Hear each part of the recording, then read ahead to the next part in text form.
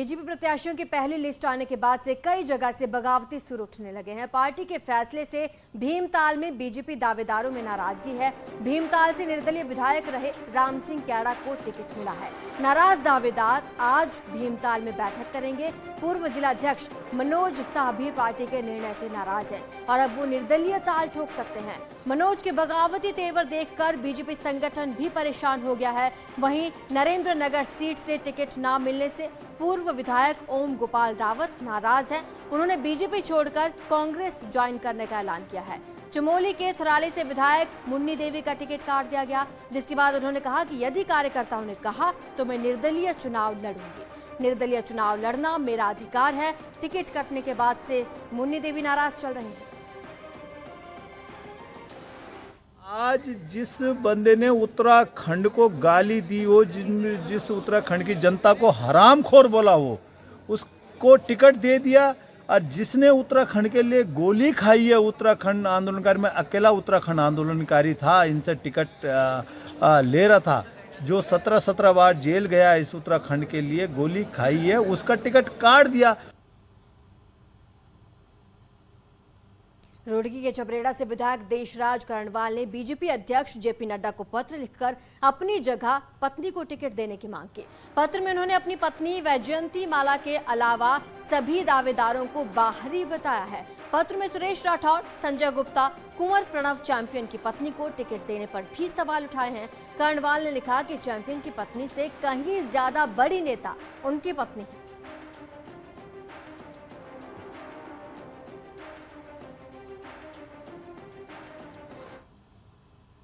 उधर पिथौरागढ़ के धारचूला में भी बीजेपी में बगावत हो गई है। यहां धन सिंह धामी को टिकट देने का विरोध शुरू। 10 से ज्यादा नेताओं ने पार्टी से इस्तीफा दे दिया। मुंशियारी ब्लॉक के पदाधिकारियों ने इस्तीफा दिया। बड़ी खबर इस वक्त की आपको बता रहे हैं। मुंशियारी ब्लॉक के नेताओं का इस्तीफा। धारचूला में उठे बगावती सुर। धन सिंह धामी को टिकट देने का विरोध। धारचूला से उन्हें टिकट दिया गया है, जिसका विरोध अब शुरू हो चुका है। पिथौरागढ़ के धारचूला में भी बगावत के सुर।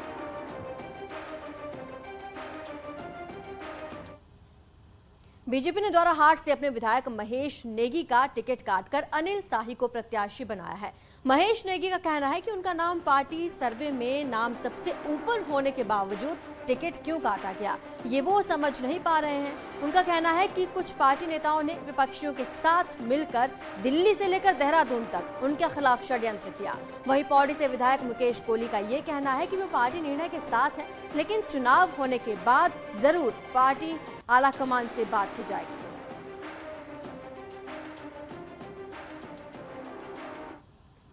उत्तराखंड में भारतीय जनता पार्टी की सरकार को लाना है 60 से ज्यादा सीटों पे।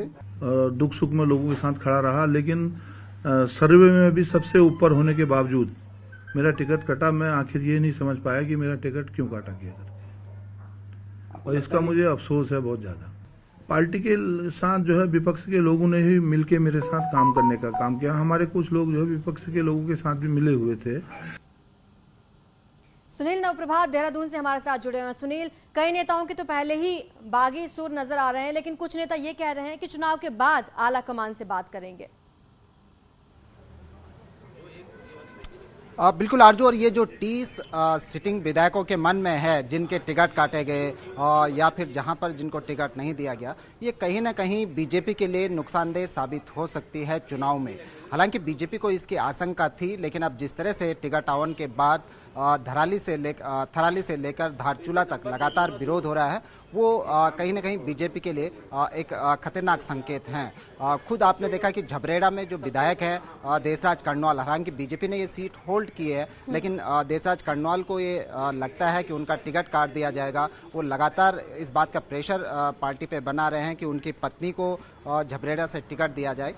इसके लिए उन्होंने बाकायदा राष्ट्रीय अध्यक्ष जेपी नड्डा को पत्र भी लिखा है। तो आप देख सकते हैं कि किस तरह से धीरे धीरे बगावत के स्वर बीजेपी में उठ रहे हैं। ओम गोपाल रावत जो बताया जा रहा है कि आज दिल्ली में हैं, वो इस बात से नाराज हैं कि नरेंद्र नगर सीट पर उनकी प्रबल दावेदारी थी, लगातार उनका टिकट वहां पर काटा गया। वो दिल्ली में मौजूद है, ये जानकारी भी आ रही है। खुद ओम गोपाल रावत अपने बयान में ये बात कह रहे हैं कि वो जल्द ही कांग्रेस ज्वाइन कर सकते हैं। लेकिन सुनील, देखिए बीजेपी को इससे बड़ा नुकसान हो सकता है। जिस तरह से नेता बागी लगातार हो रहे हैं पार्टी से, ऐसे में बीजेपी किस तरह से रूठों को मनाएगी?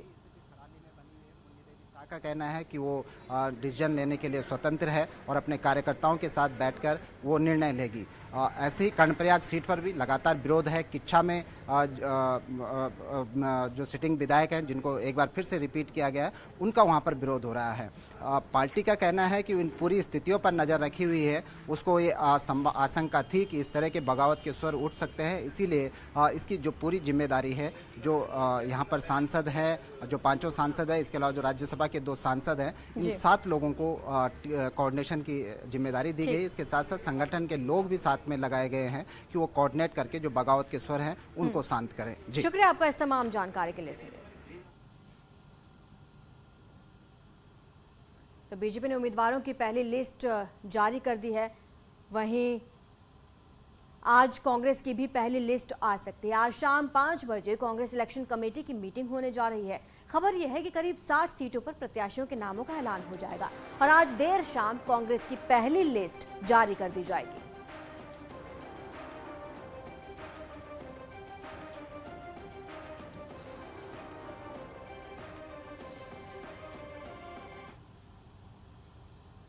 विधानसभा चुनाव के लिए शुक्रवार से नॉमिनेशन प्रक्रिया शुरू हो गई है। 28 जनवरी तक चलने वाले इस नॉमिनेशन प्रक्रिया में कोरोना महामारी को देखते हुए चुनाव आयोग ने गाइडलाइंस जारी कर दी हैं। इस बार होने वाले नॉमिनेशंस के लिए कोई भी प्रत्याशी शक्ति प्रदर्शन के लिए परिषद तक किसी भी प्रकार के जुलूस पर प्रतिबंधित किया गया है। नॉमिनेशन कक्ष में प्रत्याशी के साथ केवल 2 प्रस्तावक जा पाएंगे। 29 को सिक्योरिटी के बाद 31 जनवरी तक नाम वापसी की प्रक्रिया होगी। नामांकन को लेकर क्या कुछ रहेगा खास, जिसका जायजा लिया हमारे संवाददाता सत्येंद्र ने। उत्तराखंड में आज से नॉमिनेशन प्रक्रिया शुरू हो गई है। आप देख सकते हैं अभी हम देहरादून के कोर्ट कचहरी परिषद में हैं। यहाँ पे लगातार जो प्रशासन का अमला यहाँ पे लगातार मुस्तैद है। पुलिस भी हर तरीके से मुस्तैद है क्योंकि 28 तारीख तक ये नामांकन प्रक्रिया चलेगी और 29 को स्क्रूटनी और 31 को नाम वापसी की बात की जा रही है। नाम वापसी 31 को होगी और आप देख सकते हैं यहाँ पे पुलिस का पूरा तंत्र यहाँ पे मौजूद है। हमारे साथ एसपी सिटी सरिता डोभाल हैं, उनसे ही जानकारी लेते हैं। मैम, किस तरीके की तैयारियां कर रखी हैं इस समय, क्योंकि कोविड भी इस समय एक बड़ा सवाल है।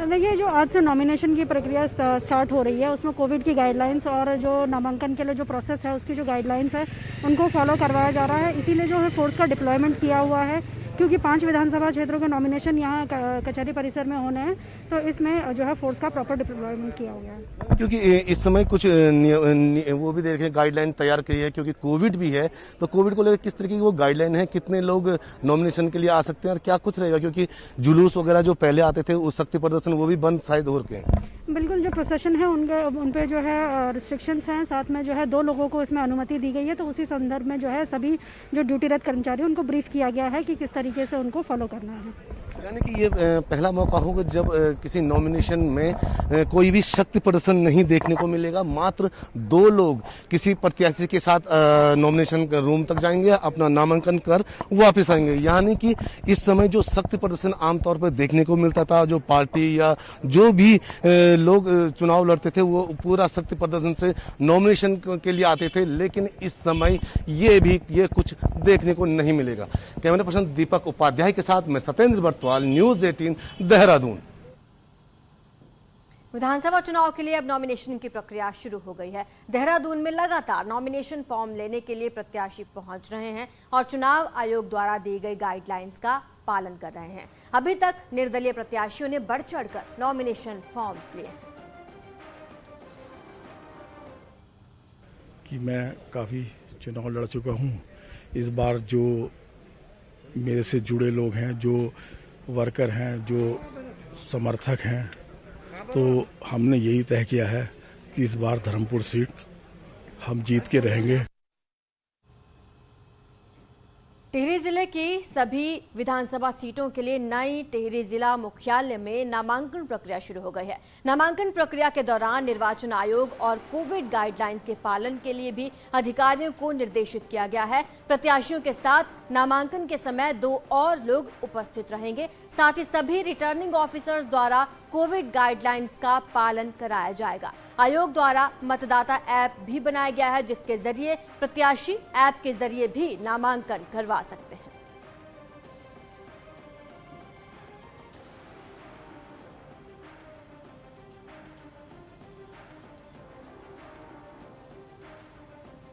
विकासनगर तहसील में भी नामांकन कड़ी सुरक्षा के बीच शुरू हो गया है। सुरक्षा के लिहाज से अगर देखें, सीसीटीवी कैमरा लगाए गए हैं। देहरादून जिले के सहसपुर और विकासनगर विधानसभा सीट के लिए विकासनगर तहसील में नामांकन होगा, जबकि चकराता सीट के लिए चकराता तहसील में ही नामांकन किए जाएंगे।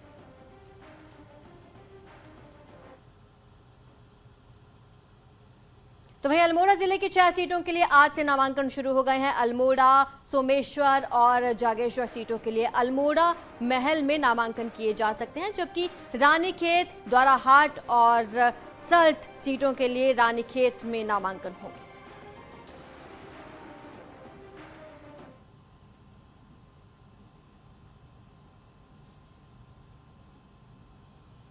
यहां रुकेंगे, छोटे से ब्रेक के लिए जल्द हाजिर होंगे।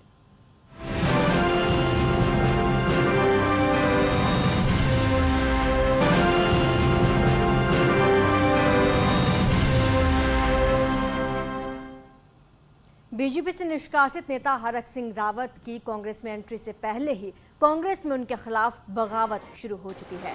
आलम यह है कि लैंसडाउन विधानसभा सीट पर कांग्रेस से टिकट की दावेदारी कर रहे सभी 12 दावेदारों ने विरोध शुरू कर दिया है। उन्होंने पीसीसी अध्यक्ष को पत्र लिख हरक सिंह के खिलाफ मोर्चा खोल दिया है। दावेदारों ने हरक सिंह रावत या उनकी पुत्रवधू को लैंसडाउन से टिकट देने की चेतावनी दी है। हरक सिंह रावत और उनके पुत्रवधू के खिलाफ हैं। हम में से जो हम 12 दावेदार हैं, किसी को टिकट दिया जाएगा तो हम लोग लैंसडाउन से जो है कांग्रेस के प्रत्याशी को जितवाने के लिए प्रतिबद्ध हैं और उनको विधानसभा में भेजने का काम करेंगे।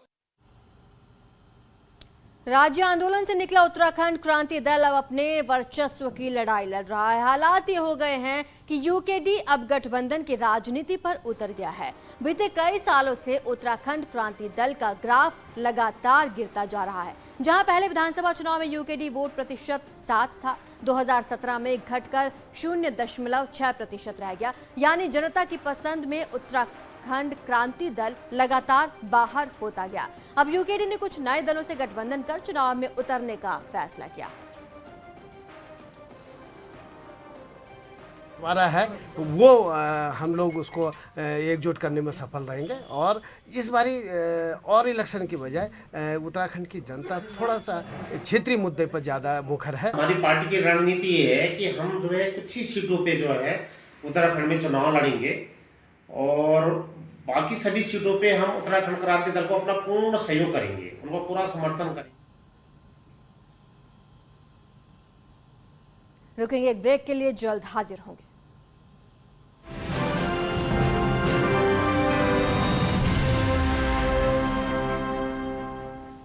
आज पहले चरण का नामांकन खत्म हो जाएगा और दूसरे चरण की प्रक्रिया शुरू हो जाएगी।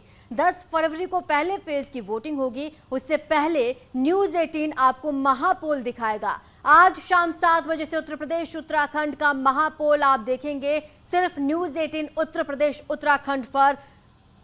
क्या फैसला करने वाली है जनता और हार से कौन होगा लाल और किसके सिर सजेगा ताज, कौन लगाएगा एक दूसरे को गुलाल, ये देखने वाली बात होगी। उत्तर प्रदेश उत्तराखंड का महापोल शाम 7 बजे से लगातार आप देखेंगे सिर्फ न्यूज 18 उत्तर प्रदेश उत्तराखंड पर। फिलहाल इतना ही, आप देखते रहिए न्यूज 18 उत्तर प्रदेश उत्तराखंड।